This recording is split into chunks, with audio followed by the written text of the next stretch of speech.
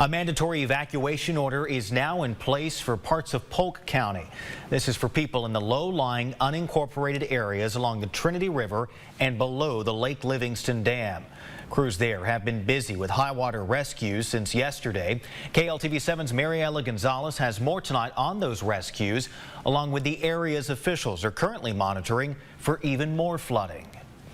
There's no property worth your life, so that's what I would encourage anybody. Tonight, a mandatory evacuation order is in place for areas along the Trinity River and below the Lake Livingston Dam due to high waters. That order coming after multiple high water rescues.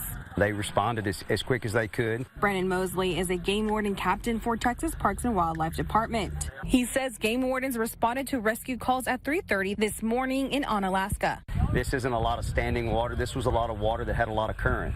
Mosley says over several hours, game wardens assisted Polk County agencies to rescue nearly 20 people, including this man trapped inside his vehicle. Once the water got up and he couldn't get out of his vehicles. Crews with the United States Geological Survey were seen assessing damage near Wells Landing Road and Lincoln Avenue. Mosley says the department has swift water life jackets and specialized boats in place to continue monitoring flooding that may happen downstream overnight. That allows us to be able to respond fast and in a hurry if needed. This morning, Polk County Judge Sidney Murphy issued a disaster declaration.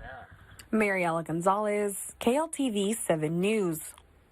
And if you're one of those people who've been given the order to evacuate and you're unable to make other arrangements, you can head to the Dunbar Gym Shelter in Livingston.